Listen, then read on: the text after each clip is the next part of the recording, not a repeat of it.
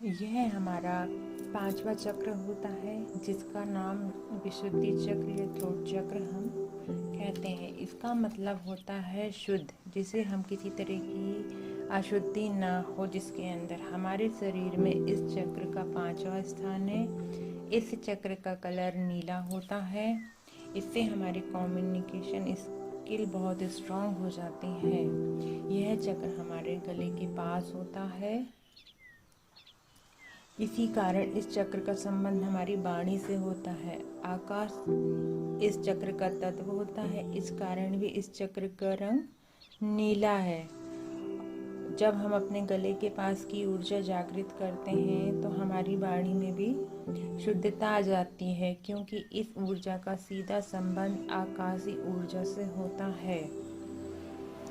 तो इसका नाम विशुद्धि चक्र है, रंग नीला है। यह आकाशीय 16 पंखड़ी वाला कमल दल होता है और इसका स्थान गले के पीछे है। विशुद्धि चक्र यदि अनबैलेंस है होगी तो आपको समस्याएं आएंगी, जैसे कि गले से संबंधित समस्या, थायराइड की समस्या, जीभ से संबंधित समस्या, दांतों की समस्या, आवाज़ से संबंधित समस्या होगी, या फिर गले में हमेशा खराश बनी रहती है।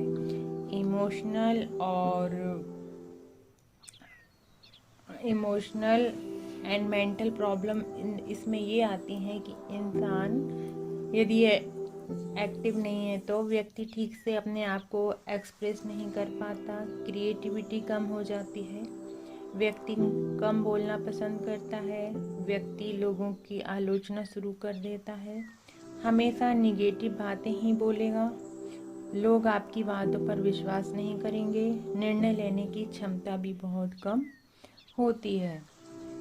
और इस चक्र के जो शारीरिक अंग हैं वह थायराइड, फेस, पैराथायराइड, दांत, जीभ। ये अगर आप अपनी कम्युनिकेशन स्किल सुधारना चाहते हैं तथा अच्छा आप कम्युनिकेशन किसी से रखना चाहते हैं तो अपने इस चक्र को जरूर बैलेंस में रखना चाहिए।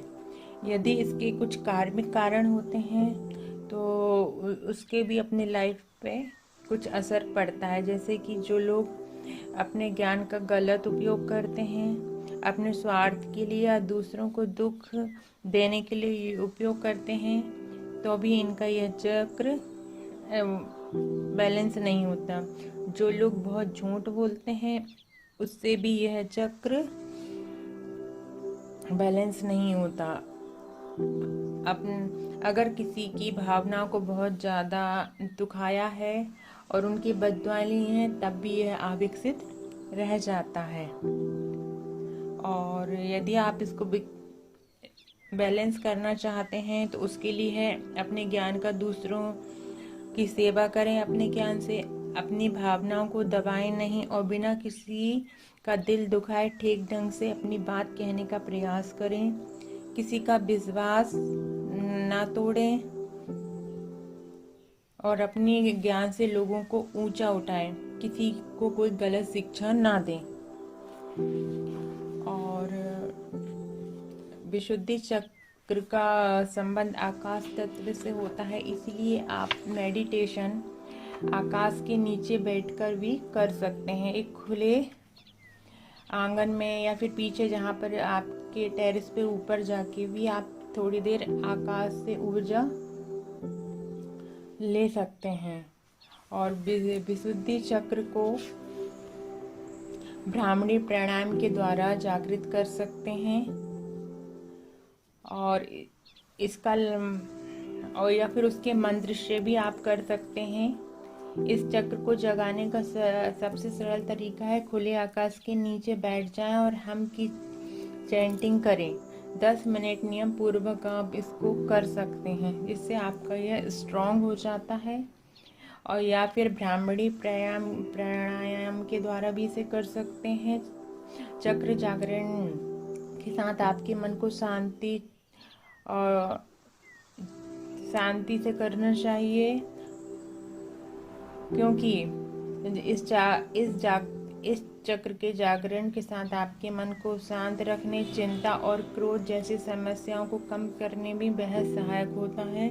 जिन लोगों को अक्सर तनाव की समस्या होती है उनके लिए इस प्राणायाम का अभ्यास करना विशेष लाभदायक होता है। जिन्हें नींद, ब्लड प्रेशर, तनाव जैसी समस्याएं भी इस प्राणायाम और इस चक्र से बेहद अच्छी हो जाती हैं।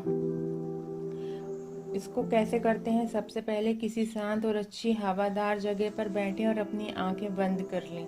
अपनी तर्जनी उंगलियों को दोनों कान पर रखें और इस तरीके से ये 5 या 7 बार आप कर सकते हैं। और इसकी मैं अफर्मेशन बता देती हूँ। ये मेडिटेशन के बात करें तो बहुत फ़ायदे होते हैं, या फिर दिन भर में तो कभी भी आप कर सकते हैं। तो इसकी अफर्मेशन होती है, मेरी कम्युनिकेशन स्किल बहुत स्ट्रॉन्ग है। मैं अपनी आवश्यकताओं को स्पष्ट रूप से बताने में सक्षम हूँ। मेरी वाणी बहुत पवित्र है। मैं दूसरों के साथ आत्मविश्वास के साथ बात करती हूँ या करता हूँ। मैं आसानी से अपनी बात रखने में सक्षम हूँ। मैं अपनी असली आवाज़ का सम्मान करती हूँ। मेरे विचार सकारात्मक हैं। मेरी आवाज़ को सभी लोग पसंद करते हैं। मैं सहजता से संवाद करती हूँ। मैं अपनी आवश्यकताओं को स्पष्ट रूप से बताने में सक्षम हूँ। मैं हमेशा सही शब्द चुनती हूँ। मैं दूसरों के साथ आत्मविश्वास से बात करती हूँ। मैं आसानी से अपनी बात रखने में सक्षम हूँ। तो ये इसकी